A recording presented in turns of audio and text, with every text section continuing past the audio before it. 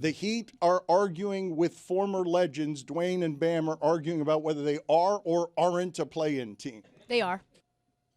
Thank you, Trista. Technically for now. They are, and they have been the last couple of seasons, but they're Dwayne and Bam are arguing about it. Bam is saying that Khalil Ware doesn't listen to Spo, but he does listen to me. That's something that just happened. Yep. That's strange, is it not? Do you guys want to see Ware playing with Bam? Like if Ware doesn't play, they're not very good, like statistically. I like the idea of Ware playing next to Bam, especially when Bam comes out and says that Ware listens to him. So I like that dynamic. If Bam is supposed to be a leader, he is the captain. I like the idea that they're next to each other if Ware listens to him. Also, I saw Barry Jackson put out this number a couple days ago that when Kelly Ware plays less than 15 minutes a game, the Heat, at least at that point, were 1-9 on the season. My God. I thought it was worse than that. I thought it was like 1-15. But let's get Bam. I thought this was interesting from Bam. I was surprised by it, right? Because Bam is being unfiltered honest here. I don't generally find Bam to be that interesting, but I thought all of this was hugely interesting. He usually doesn't say publicly interesting things, but listen to what he has to say here about playing with Khalil Ware. But he wants to learn. He wants to figure it out. And, for Spo, man, you just got to give him the opportunity to make mistakes. Now, sometimes the mistakes be crazy. But as you can see, he's a talent, man. He can get a double-double with his eyes closed. And when you have that type of talent and he's activated, he doesn't do anything but help our defense, help our offense. And big fella can make plays. He also said he doesn't listen to Spo. He listens to me. Like that sound's not there, but I was surprised to hear that sound. I go to the workouts with him at 6 a.m. What is that? Saying out loud, I don't listen to Spo, or he doesn't listen to Spo, he listens to me. I think it means that Spo is really tough on him. Probably the same way that he was really tough on Bam, 7-8 years ago. Spo's been talking smack about Khalil Ware since Summer League. Khalil's first Summer League, and just burying him over and over and over again. At a certain point, I think talents need to be led in different ways, and Spo does not care. He is going to continue to give Khalil tough love. And Khalil went to Oregon, transferred out of there because he didn't want Dana Altman in his ear. So this is not new, I think, for Khalil. Well, I remember the very first time I ever spoke to Spo as the head coach. What he made clear right away is I do not care if the players like me. It's no part of my job description. Do the players like me? However, when I hear the leader of this team, for better or worse, that's the leader. It's not Tyler Hero. The leader on the court of this team is Bam Adebayo. When I hear him say flatly, young player doesn't listen to coach, I've never heard a Heat player say it about their coach. And I don't think that's good. Like, I don't think there's a way to frame any of what's happening between Spo and Khalil Ware. She could file it under tough love. That's the most generous assessment. But if he's tuning out tough love, then it stops being love and it's just tough. Is him not listening to Spo, is Bam saying that as something that, does that make Spo look bad or does that make Ware look bad? I think it makes Spo look bad. Honestly, at a certain point, you have to change the way that you coach. If somebody is tuning you out and it's a talent who is to the point where Bam is saying, this guy makes plays. Yeah, the mistakes he makes sometimes are crazy, but he's a young player. He's very talented. He has all the tools. He's a 7-footer who can do all these different things. It behooves Spo to adapt to a certain point if you want to get the best out of your talent. When he's listening to Bam Adebayo more than the coach, I think that's a bad sign. So this is an interesting thing that she's bringing up here because I have talked to people who are now in their 50s in charge of things, and they don't understand how the young people in meetings are always in their phones. The young people, when you're having meetings about important things, they have no reference point for these people who are 30 years younger than me. They're in their phones, and their choice is to either ban it and lose them or adapt. And I think most people listening to this are probably saying, Spo doesn't need to adapt. Khalil Ware needs to learn. The entire pressure of the entire system is falling on Khalil Ware to get better, no matter whether the environment is supportive or not. But the best executives I know say to their young people, hey, look, I understand that things have changed. I'm not going to do a hard and fast rule on your phones, but please, in these instances, be paying attention. I need you to adhere to the general outline of some rules that I'm going to change a little bit for you, but I don't see why and how Spo would change. Why would he? There's nothing in the culture of what the Miami Heat are that would suggest to Spo that he has to change, except that they're just a play-in team all the time, and he kind of needs that player to be great if the architecture of this team is going to be such that they're not going to get him better players. Right. First of all, Spo, what have you done for me lately? Like, I don't see no rings on them fingers lately. At the same time, I think he should take the advice and the example from how Steve Kerr handled Kuminga.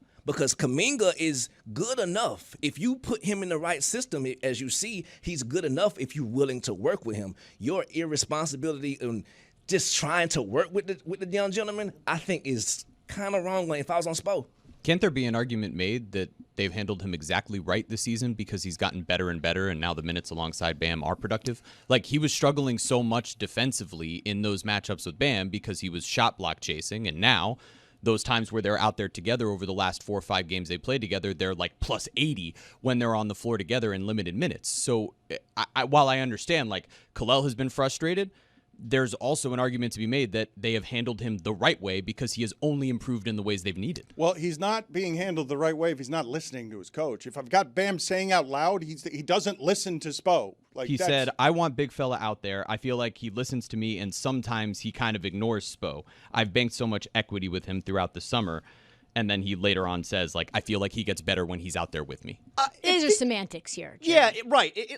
Well, but I think I'm going to take the opposite side of the semantics than it sounds like you are. It feels a little bit like a throwaway line, to be perfectly honest, what Bam is saying there. Like, does he not listen to his coach sometimes? Definitely. Like, I think it's why he slipped in the draft, and he's such an incredible talent. Like, there was a reputation that he had when he was in school, and I didn't even know the part that Trista just said about Oregon, okay? So clearly there was a reputation with the player. Kind of feels a little bit like a throwaway line from Bam. He's never offered that in the way of a throwaway line before, and I've never heard someone say that about someone who's coaching the Heat before. Like, never mind. Going back to Kevin Lockery, I've never heard it say, he sometimes ignores the coach, especially a player who's sitting there fighting for minutes. Well, but I think while maybe it wasn't said out loud, I think we can all agree Hassan Whiteside was likely not listening to Spo all the time. Okay, and Bam didn't say so. Right. Well, but maybe he's got more tenure It was understood. now. It was understood. Yeah, it was definitely we all understood that he wasn't Yeah. listening to Spo. I want to get Mike's reaction to this Barry Jackson tweet right here. Spo said recently the Heat is simply better than its record. Riley said the Cavs playoff series isn't reflective of what this roster is. For several years, key Heat people have felt the roster is superior to the record. One reason they've stuck with it. Wins like this against Houston and this season versus OKC, Denver, 2 versus the Knicks versus Detroit fuel the continued internal belief in this roster. I have no doubt that the Miami Heat believe in themselves. No doubt whatsoever. And I have no doubt that it will play out the way that it has recently, in which they're wrong about the roster construction, and they'll try to get an impact player outside of the lottery, and we'll swing for the fences yet again in the offseason. And hopefully this time, like we've been saying far too often recently, hopefully this time they'll get it right. See, that's the kind of stuff that bothers me, is that, sourced quote. Because, man, back in the day, the Heat have a bad loss. Team looks like it's not a championship caliber team.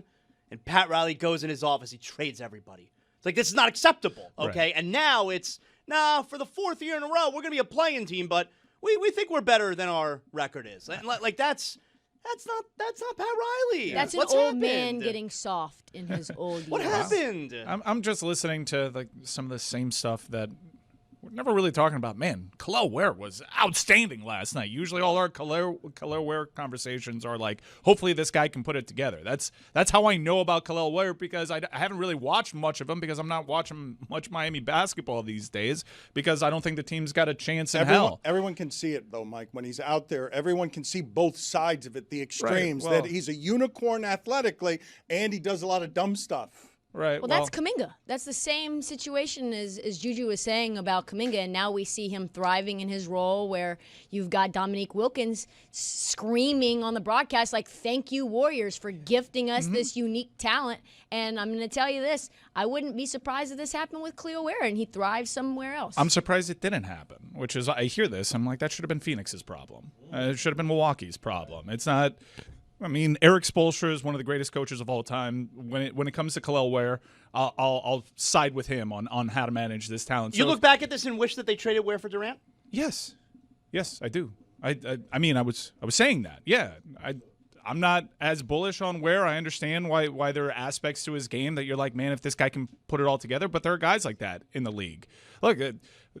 If there was ever an instance for Miami to kind of change its ways and adapt to a certain talent, that Michael Beasley had a lot of tools. Michael Beasley is a tremendous scorer. They had him number 2. They did the rare thing where they try to lose intentionally for a shot at him, and they capitulated on that too. So I don't see like Kel'el Ware's like ceiling being like that kind of level. I just thought he would be a piece, and I wish that they would develop him a little bit more. And quite honestly, maybe stop dragging his name through the mud so his value can kind of stay high. you go. Because like, look, you cite Kuminga.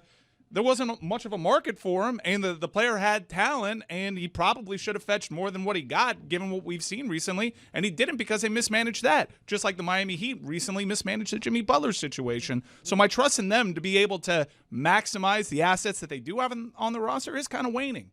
Let me ask you this, though, as it relates to the things that Zaz is pointing out about Pat Riley and his age, and what we're talking about is the multi-generational gulf between Pat Riley and players who are 20 years old and Spo and players who are 20 years old, because Spo doesn't get to be the young person anymore. The leaders of this team are young people. It's not Kel'el Ware young, but does Tyler Hero look to you in any way like something that represents Pat Riley? Is there anything that Tyler Hero is giving off to you that suggests to you that Pat Riley understands load management and understands players not playing all 82 games and is just looking at Tyler Hero and saying, yeah, that looks like Magic and Kareem to me. That looks like Larry Bird to me. Let's listen to Tyler Hero here talking about the back and forth with Kevin Durant where they were just calling each other names during the game. Nothing crazy. I know Kev a little bit. Just competing. I feel like as a team we didn't have an edge to us in Milwaukee or Philly, so I was just trying to bring a little edge to it. Did you feel like it worked?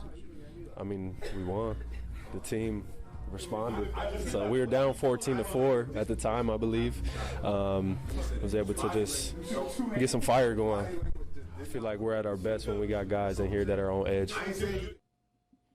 I think that's stuff that you have to say 60 games into a season, that you're going to win some of these home games when Houston is tired and traveling all over the place. Oh, Jeremy, yes, give me faces after you said you were going to sit it out after their 2 losses, and now you've got a lot of opinions. You know what you did last week. Yeah, I know what I please, did, give me a and lot of I lied. opinions. I lied.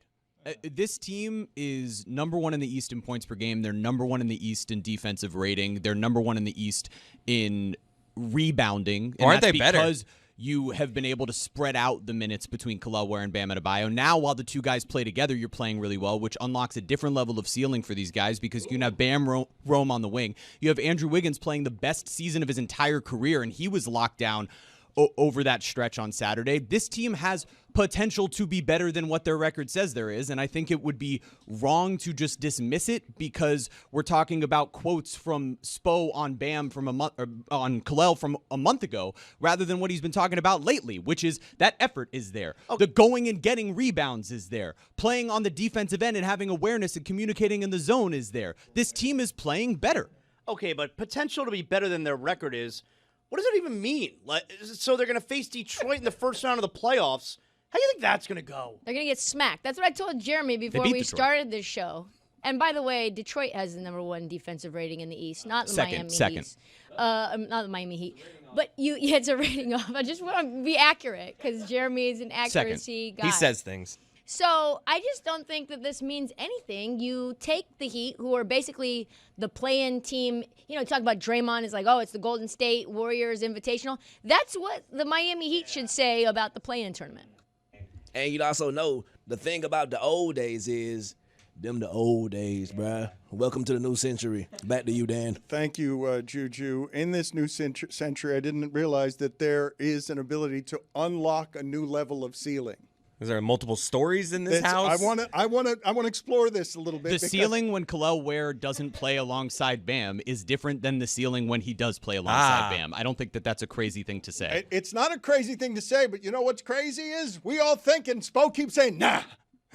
Like that part is a little confusing to me. We're all like, yeah, this seems easy. Why don't they do this? In the last 2 regular season games where they play together, they outscore people by 66 when those 2 giant people are out there together. But the coach keeps saying, nah, I'm good. I'm all right. I want to keep motivating him to be better. I think that part's weird. I think we're not going to trade him under any circumstances, but also not going to play him very much. It's like, what are we doing? How is it possible that I'm sitting here, okay, and I'm listening to Tristan Juju say, yeah, Spo's got it wrong. Spo knows less than us. And I'm like, I don't think that's right.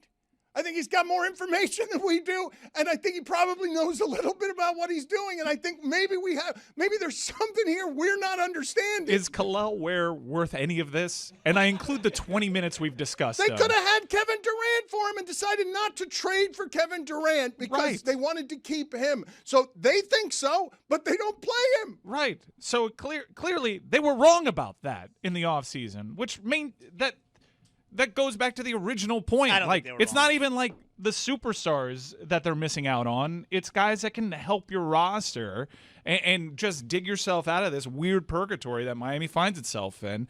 They'll play hard. There'll be a couple moments in the season where Jeremy thinks we can win the East, and we'll get into the play-in, and we might even get into the playoff. And then what happened last year? They got swept in historic fashion in the biggest beatdown in NBA first-round history, and I think that's kind of their fate here. We know that they're not good enough. We know that they're not going to be bad enough, and we're just going to keep with this plan, and hopefully we can get the whale in the offseason. Rinse, repeat. What I remember about the last postseason is that is where Zaz got a job with us, because it started not with the historic beatdown by Cleveland that represents a greater beatdown than any that there's been in the playoffs, and the last one was by 60. I think the last game they lost by 60 and just started their vacation. But right before that, they beat Atlanta in a game that ended up with Zaz securing this particular job. And Pearl Jam tickets. But the thing that I want to get to that Jeremy just did there, and I don't know if he's trying to trick me or he's trying to trick himself. I don't know what he's doing, because it's one thing to say last week after they lose 2 in a row that he's not talking about him anymore, and then they beat Houston at home, and he's like, they're back in the game. Yeah, that's right. No, but this is what I want to know. When you say, because Trista corrected you on the defensive rating, but when you say they're number 1 in points scored and you're using that bogus stat of points when their pace is faster than everyone and they're about 14, 15, or 16 in offensive efficiency, you know better about which number to use. Why are you using points instead of efficiency? Is it to trick me or is it to trick yourself? It's to trick you, and the pace being number 1 is maybe more noteworthy. Yeah, but I can't trust you on any stat now. Because that's what has 15th in changed offensive this rating. team from last season. What a right? liar you've turned into. Number 1 in points, 5th in defensive rating. They know how to slow down overall. They know how to slow down other teams. They rebound as well as All right, anybody in the Pinocchio. conference. I'm just telling you, like, those underlying numbers, when you ask why do they believe Lying those numbers. things, that's why. Because you could see a team that's different in terms of what it was from last year. I'm not saying the result is going to be any different. They might lose in the first round, but it's a different roster in terms of who's playing. It's a different structure in terms of the way that they play offense. It's a different team, and everybody wanted this overhaul. They acquired an all-star guard, and they're playing things differently. It is what it is. You say it is what it is, but I think one of the things that always gets lost in the discussions about these teams, going back to even LeBron, Dwayne, and Bosh, Spo's whole thing is defense. It's not offense. His whole thing is defense, and Bam and Ware out there together harm them defensively, and Hero being out there with them harms them defensively. Like he doesn't care about anything else. He doesn't care if they go out there and they go 0 for 20 for 3 as long as they're spacing the floor, because all he cares about is, are we playing hard defense? Because it's one of the only things he can control and make better than other teams. How hard are we playing on defense? We've had, in the history of this show, stretches with very middling teams. Panthers perpetually 5 points out of the final playoff spot. Miami Hurricanes, this is going to be the year, and then they'll lose like 3 ACC games. Miami Dolphins, we've been doing that one for a couple of years. And with all those teams, you usually have the point to go, including the Marlins, whenever like they do their peaks and valleys thing.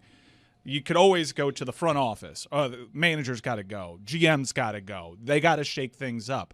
That conversation never surrounds the Miami Heat, ever. We are never saying anything like, has Spo lost his touch? I mean, not being able to like develop and reach this young man, usually that falls on a coach. Not here. Like you made the point, but no one's saying like, well, should we consider shaking things up over here? Like they keep telling us that they want to get a superstar. They keep failing. Should we get somebody in there that is good at this, that's better at this? Never a conversation around the Miami Heat. I understand why, but us as content creators, I do find them being such a challenge to talk about locally, because the top line of this franchise, totally off limits in terms of holding accountable. There's only one other time I've seen it happen, and it's when Shula was doing all the winning, and none of this engulfs Shula until Jimmy Johnson's available. So unless you're going to show me future Pop out there, unless you've got something out there where people are looking at it and saying that's available. Oh, is Brad Stevens available? Can we get him? Like, unless you're saying there's a guy. The only time it ever happened to Shula was not only that Jimmy Johnson was available, but Jimmy Johnson was sitting there in the keys saying, that's the job I want. I'd like to have that job. And then all of a sudden you can turn it over. That's in the history of South Florida sports. There's never this kind of stability. And I do think that Zaz and everyone in here would acknowledge that while Juju and Trista are comfortable saying, yeah, Spo's probably got this one wrong, nobody's saying Spo should be fired. Like, no one's going to say that. There's no one in this market who's going to say out loud, get this group of people out there. But there is an embarrassing moment, though, that I can point to. Chris and Jeremy attended the event. Pat Riley was like, I got the harpoons. I got the whales. Can't talk a big game Someone's like that. Watching the whales. I got a guy. I tell him to get it, and he gets it. And he didn't.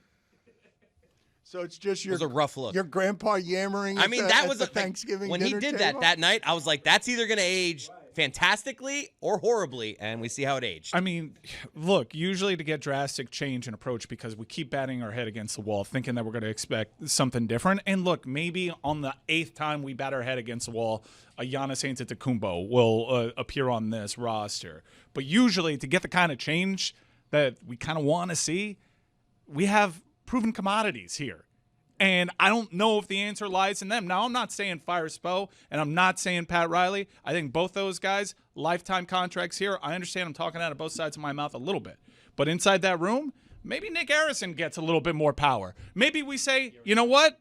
This isn't going to go the way that you want it. Well, Pat. but what makes this you- isn't what- going to go the way that you want it. What So makes we're you going to think- think different. What makes you think that's not already so? Nick Garrison is Pat Riley's boss. that That's is it, not yeah. something that people know, but it's so. It's been so since the beginning. Well, the reason why I don't think it's so in that it's that we've just continued to tread water. I haven't seen the drastic thing that really surprises me out of this. In fact, every season for the last 4 seasons, I've been able to kind of accurately forecast how it's going to go.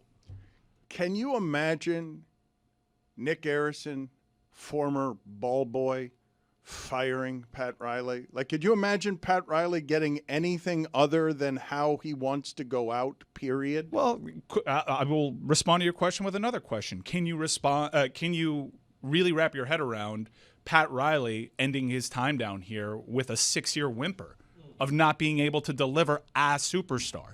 While he does the post-season press conference and he goes up to Chris Cody saying, I got the harpoons. We've been doing this every year now, and it's starting to sound borderline kooky when you keep failing. Well, but this is the thing, though. I'm going to move off of this subject, but you saying 6 years of failure when there are 2 finals appearances in there is not 6 years of failure. Look, it's just not. We brokered a peace deal. You no longer get to mention the NBA Finals against the Denver Nuggets, and I will not mention that Cooper Flagg was taken with our draft pick. Like, let's rule that that's been a wash. No, because I'm you can not have gonna- that as an example of it working out, and I got a very shiny, more recent example of tanking work. Not going to ignore 2 finals appearances in 6 years when it's something that I can't even say of Denver. Thank you. Who's got the best player in the the and they haven't been to 2 of them You're in welcome. the last They 6 have years. a championship. Yeah, they got and the championship. Miami does not. They got the championship, and you'd have ruled out. We've all put the Dallas Mavericks in our rearview mirror, and they were at an NBA Finals far more recently. That might be Pat Riley's standard. You either win the championship or it's failure. It's not my standard. My standard is not second place is a failure. My standard is not I'm better than all of the teams but one, and therefore I'm a failure. What is Pat Riley's standard? That's the standard. What, it's winning is or it? misery. No, I just said that's Pat Riley's standard. He put it there for you. It's why it's your standard. It's not my standard. I'm not going to say 2 finals appearances in 6 years is a failure. When's the last time Sacramento was in the finals? When was the last time Atlanta was in the finals? It's funny that you mentioned the NBA Finals Don't go there. appearance because they also made that from a play-in. The standard here, as it has been, even with that finals run, has been play-in. And that's okay.